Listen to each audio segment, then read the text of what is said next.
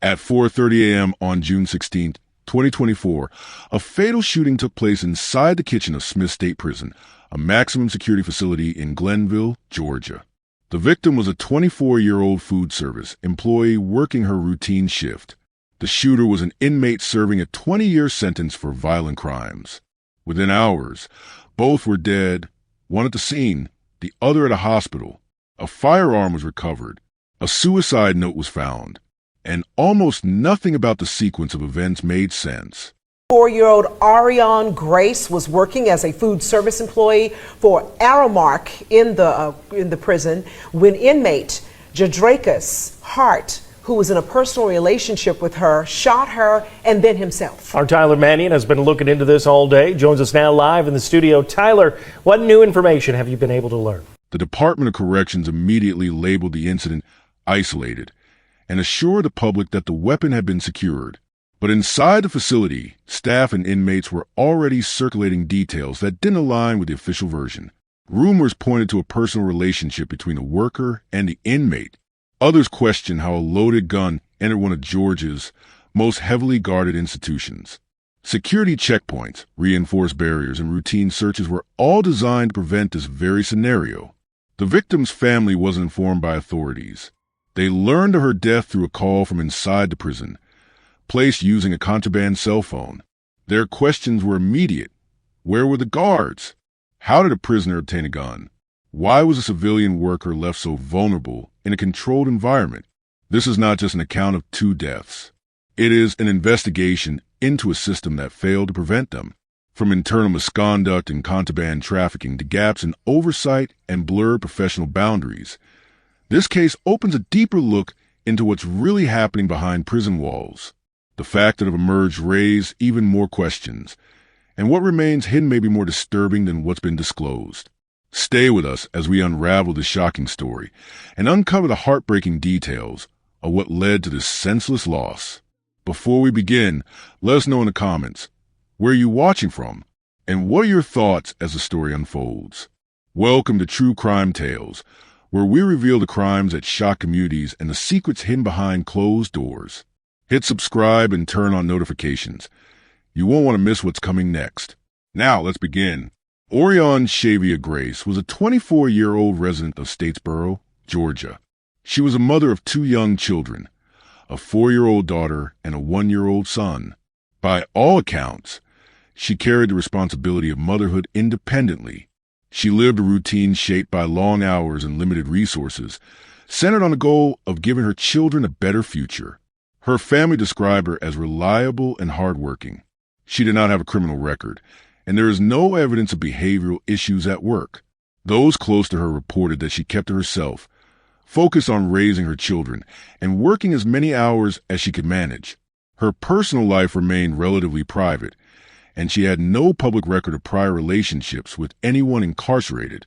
In January 2024, Grace was hired by Aramark, a food services company contracted to manage the kitchen operations inside Smith State Prison, a closed security facility in southeast Georgia, housing approximately 1,500 inmates. Her assignment was considered a non-correctional role. She worked within the kitchen preparing and serving food under strict protocol, often near inmates supervised by correctional officers. Aramark's contract placed Grace in a challenging environment. Despite the high-risk setting, Grace committed the job as a means to an end. She was saving money with the intent of enrolling in nursing school. Her work shifts often ran long, some extending to 14 consecutive days without rest. She made consistent efforts to show up, perform her duties, and return home to her children. At the time of her death, she was not employed directly by the state, but functioned as a civilian contractor with minimal institutional protection or union support. On the morning of June 16, 2024, Grace entered the kitchen at Smith State Prison. It was a routine shift beginning before dawn. By approximately 4:30 a.m., she was fatally shot inside that same kitchen. The shooter was inmate Jadrakus Hart, a prisoner housed in the facility. Grace died on site. The sequence of events following her death remains under official review, but her family was not notified through any formal agency or institutional representative. Instead, They were contacted via contraband cell phones operated by inmates inside the prison who had knowledge of the incident before authorities released a public statement. The family later confirmed that they received no advance warning of threats or danger and had not been aware of any personal relationship between Grace and any inmate at the facility. Jadricus Hart was convicted in 2015 of voluntary manslaughter and aggravated battery in Carroll County, Georgia.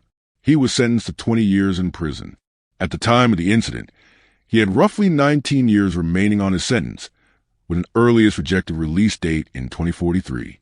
His inmate classification placed him in close security, a designation used for offenders with violent histories or behavioral concerns requiring tighter controls and restrictions. According to Georgia Department of Corrections protocol, inmates under this classification are subject to more frequent searches and are prohibited from unsupervised access to high-risk areas, such as staff-only kitchens. Yet, on the morning of June 16th, Hart gained access to such a location armed with a firearm. Hart was not new to violence, and no public evidence indicates he had earned any reduction in classification. His presence in a kitchen area, unsupervised and with a weapon, is at the center of the ongoing investigation. The Georgia Department of Corrections confirmed that Hart and Grace had a personal relationship. The nature of this relationship has not been fully detailed in public records. It is not clear whether it was romantic, manipulative, or coerced. There is also no confirmation of when or how it began, whether through in-person conversations, contraband cell phones, or indirect communication through other inmates. Several questions remain unresolved. Did Hart groom Grace? Was she a willing participant in a relationship with a violent offender? Did she ever report his behavior to supervisors? Or was the relationship hidden from her employer? Following his death, Hart was found in possession of a suicide note. The content of that note has not been released by prison authorities, citing the ongoing nature of the investigation. In the early morning hours of Sunday, June 16th, 2024, Orion Grace reported for duty in the kitchen of Smith State Prison. At some point after she arrived, Hart, armed with a firearm, entered the kitchen space and fatally shot her. The incident occurred at approximately 4:30 a.m. Hart was not immediately pronounced dead. He later died from a self-inflicted gunshot wound while receiving treatment at a hospital outside the facility. Law enforcement later confirmed that a firearm was recovered at the scene. The suicide note found on his person is considered key evidence in understanding motive but remains sealed. The prison was placed on immediate lockdown. 4-year-old Orion Grace was working as a food service employee for Aramark in the prison when inmate Jadricus Hart, who was in a personal relationship with her, shot her and then himself. Our Tyler Mannion has been looking into this all day. Joins us now live in the studio. Tyler, what new information have you been able to learn? An internal investigation was launched by the Department of Corrections. State authorities confirmed they were working with Aramark and outside investigators to determine how the weapon entered the facility, how Hart accessed the kitchen, and whether there were any known signs of a brewing conflict between him and Grace. Aramark issued a short public statement expressing condolences, but refrained from making further comments due to the active investigation. The Georgia Department of Corrections described the event as isolated, though this was not the first time a serious incident had occurred at Smith State Prison. Grace's family began speaking to local media outlets shortly after learning about her death. They questioned the security protocols in place at the prison, expressed outrage at the way they were informed, and demanded accountability from both Aramark and the Georgia Department of Corrections. News 3 learned that the pair had a personal relationship, but the attorney for Orion Grace's family says investigators should be more concerned with how a gun got behind prison walls. The firearm in the prison system is beyond me that I can comprehend. How a firearm got into the hands of inmate Jadricus Hart is the question on the minds of Orion Grace's family. Their attorney, Malone Hart, sharing their devastation after the death of the young mother of two. There's no way that she could have brought it in based off the security she has to go through. It's the security elsewhere that's lacking, and we believe this firearm was actually brought in prior to her ever working there. The family claiming they have not been treated with respect by the Department of Corrections. No way that a family should lose a mama or a child, a daughter, because she's in a bad relationship. The focus should be on the system acknowledging that they should do some stuff take some precautions to stop stuff from this from happening. Grace began working in the prison kitchen in January. Inmate Hart was serving 20 years for voluntary manslaughter out of Carroll County with a maximum release date of June 2043. A current employee blames Warden Jacob Beasley and Commissioner Tyrone Oliver for not cracking down on contraband. News 3 kept this employee's identity anonymous since she claims to have received several death threats. The inmates are running the prison. We're just allowed to be there, and we're allowed to go home every day by the grace of the inmate. She has worked in the prison system for almost 15 years, most recently in the mailroom. She says Grace should have never been put in a deadly situation. There should be an officer running that kitchen and supervising what's going on, and there should be no guns in the institution. It should be an impossibility. This incident is still under investigation. Now, this is the second killing of a staff member here at Smith State Prison in less than a year. You may remember last October, correctional officer Robert Clark was killed with a homemade weapon while escorting an inmate. No immediate changes in prison policy were announced. As of the latest updates, Aramark employees were temporarily suspended from entering the facility, and a broader investigation into contraband and security failures at Smith State Prison is ongoing. Smith State Prison is designated as a closed security facility, equivalent to maximum security, housing inmates considered violent or high risk. Like most high-security correctional institutions in the United States, the facility maintains strict entry protocols. All staff, contractors, vendors, visitors, and inmates are subject to metal detector screenings, pat-downs, and visual inspections upon entering or exiting secure areas. Firearms are strictly prohibited inside the inmate zones. Only specially trained armed correctional officers stationed in observation towers or external patrol units are allowed access to weapons, and only under specific protocols. Food service contractors, such as employees from Aramark, do not carry weapons and have no role in inmate supervision. Their job is to prepare and distribute meals in coordination with correctional staff. These employees are screened during entry and are typically under surveillance inside the kitchen and supply areas. The central question becomes, how did the weapon bypass layers of controlled access, inspection procedures, and staff oversight? One of the most persistent and modern threats to prison security is the use of drones to deliver contraband. These devices are capable of carrying payloads, including cell phones, drug, tobacco, and potentially firearms, over prison walls.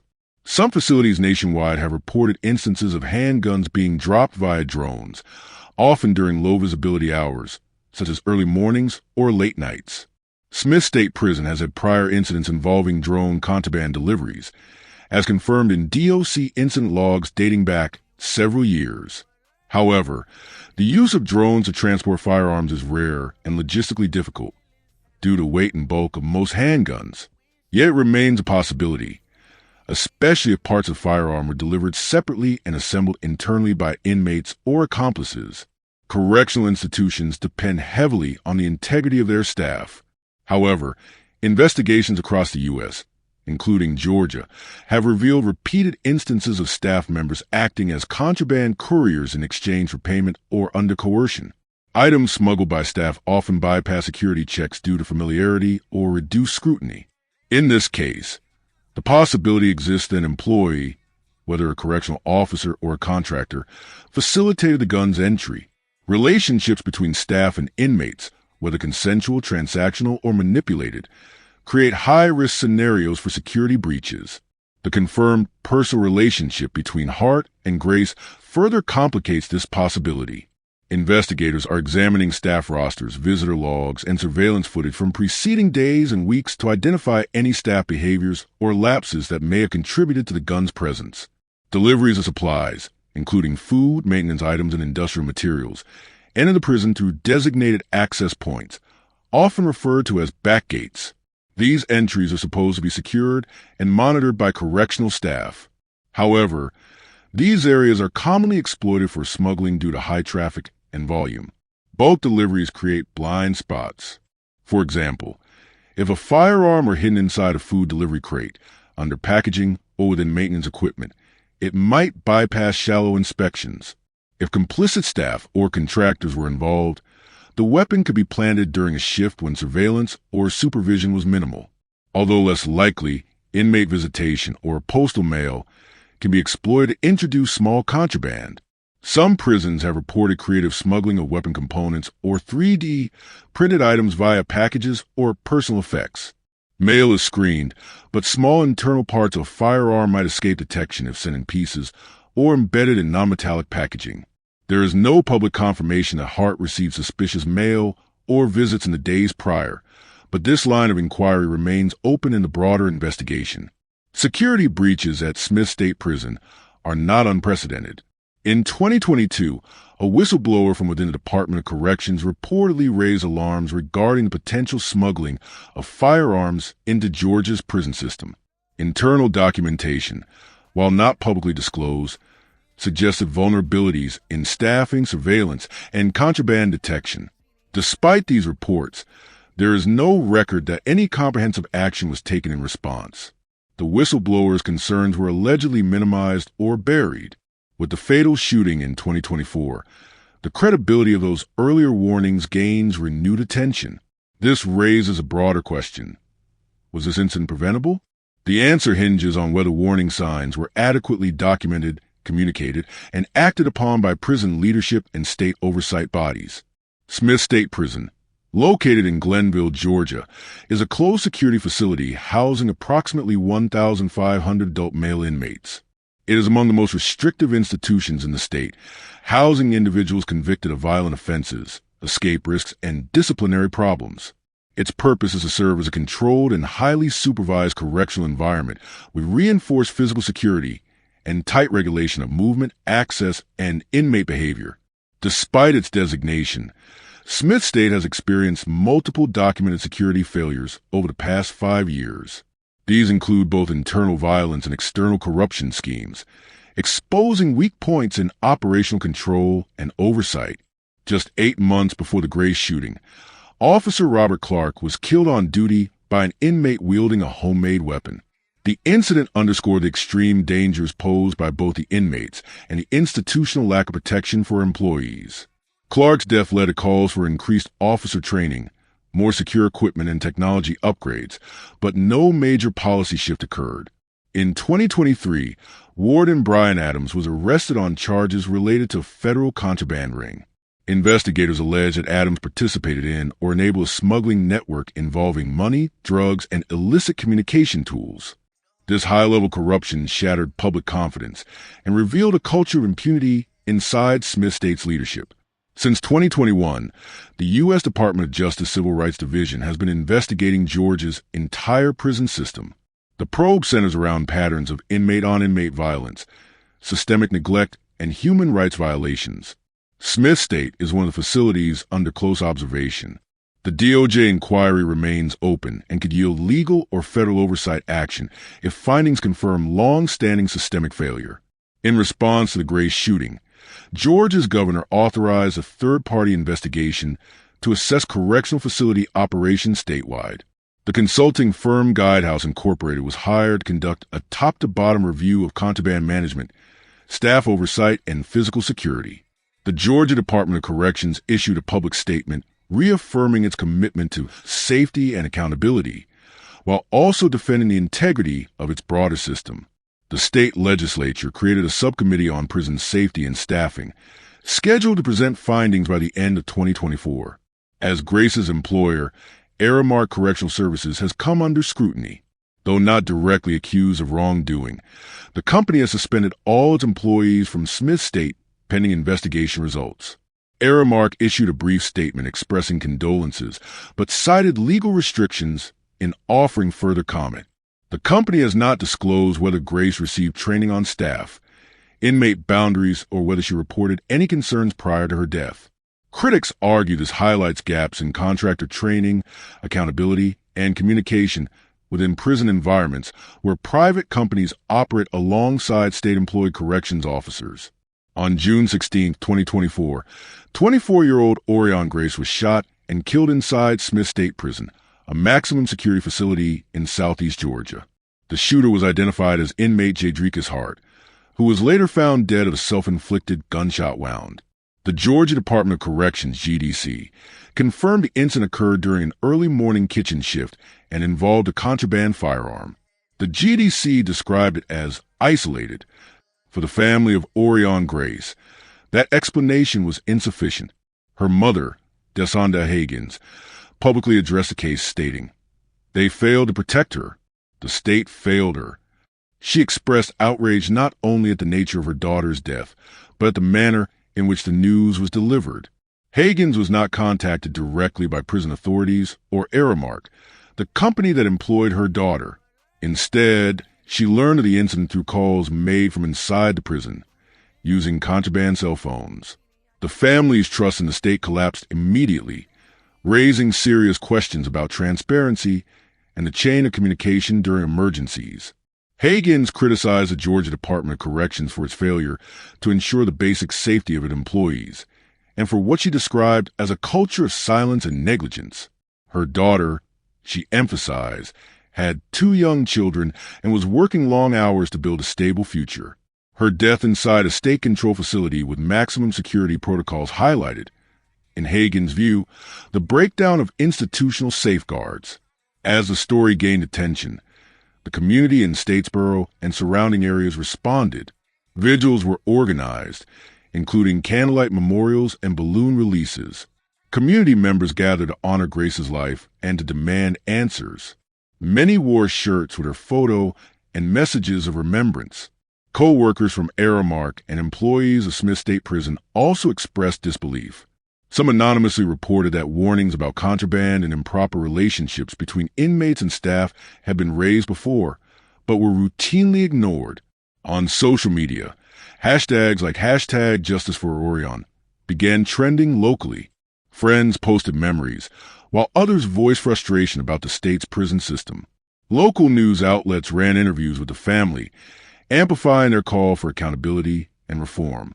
The death of Orion Grace has reignited scrutiny over Georgia's prison system. It has brought 3 major issues into the public spotlight: inappropriate staff, inmate relationships, contraband trafficking networks, and the role of privatization in prison services. The GDC confirmed that Grace and Hart had a personal relationship. The agency did not define the nature or duration of the relationship. Relationships between prison staff and inmates, whether consensual or coercive, are a documented issue in correctional systems nationwide. These interactions can develop through repeated contact, psychological manipulation, or exploitation of emotional vulnerabilities. In many cases, staff are unprepared to recognize manipulation tactics used by long-term offenders.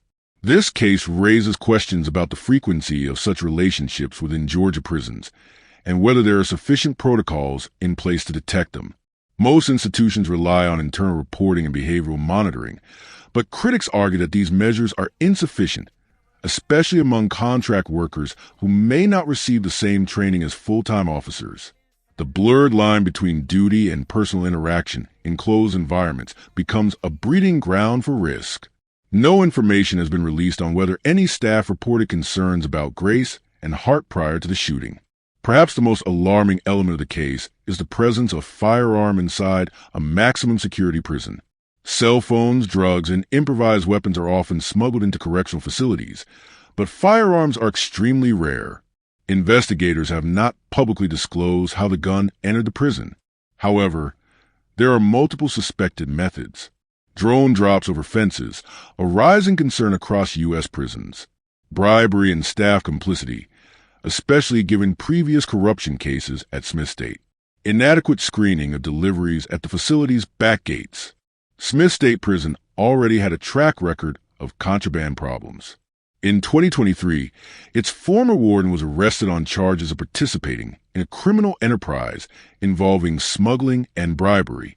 A correctional officer at the same prison was killed by a homemade weapon less than a year before Grace's death. These events suggest ongoing vulnerabilities in monitoring, reporting, and enforcement procedures. Additionally, staffing shortages due to high turnover and low morale contribute to gaps in coverage, making it easier for contraband to slip through. Grace was employed not by the state, but by Aramark, a private company contracted to handle food service operations inside the prison. Her death underscores the broader debate around privatized prison services and their level of accountability. Private contractors are often subject to less direct oversight than state-employed corrections officers. Training, mental health support, and policy enforcement may vary significantly. In many cases, private workers interact with inmates but are not fully integrated into security apparatus. This separation creates blind spots in monitoring and communication.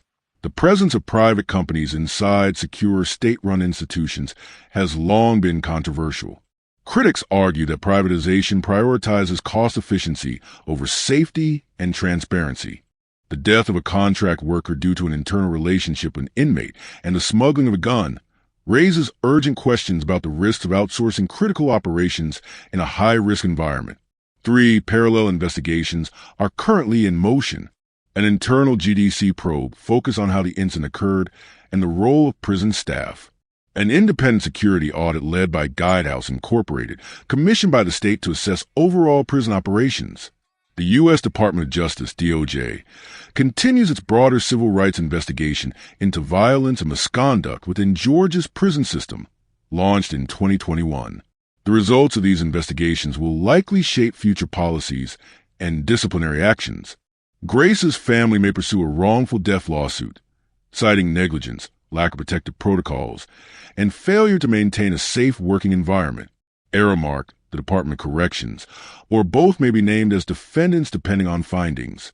Such a lawsuit could demand financial damages and procedural reforms. The Georgia legislature is expected to introduce bills aimed at tightening security inside prisons. These may include increased penalties for smuggling contraband via drone, expanded monitoring of staff, inmate interactions, enhanced screening procedures for contractors, required training for third-party personnel interacting with inmates. The legislature has until the 2025 session to pass new security reforms. Despite the available facts, numerous critical questions remain unresolved. What did the suicide note found on Jadrika's heart contain? How did he acquire the firearm, and who assisted or enabled him? Were there prior warnings or internal complaints about the relationship between Grace and Hart? Is this truly an isolated incident, or part of a systemic pattern that has gone unaddressed? Until these questions are answered, the investigation remains incomplete. The death of Orion Grace is not just a personal loss. It is a result of failures at multiple levels: operational, ethical, and procedural. A 24-year-old mother working a job to build a better life for her children was killed inside a facility designed to keep danger contained. The presence of a gun, the nature of the relationship, and the historical context of misconduct at Smith State Prison point to a system that is vulnerable from within. Her death serves as a case study in how cracks in institutional armor, when left unaddressed, can result in irreversible consequences. As investigations unfold, and as her family demands justice, the broader system is forced to confront its own design flaws. The real question is not whether the system failed, but how many times it failed, and how many more lives may be at risk. If you found this story as gripping and heartbreaking as we did, don't forget to like this video and share it with others. And if you want to hear more true crime stories that uncover the mysteries behind these tragic events, make sure to subscribe to our channel and turn on the notification bell. You won't want to miss our latest stories, updates, and discussions. Thank you for joining us on this journey to seek justice and explore the truth. Together, we can make a difference. Until next time, stay safe and stay aware.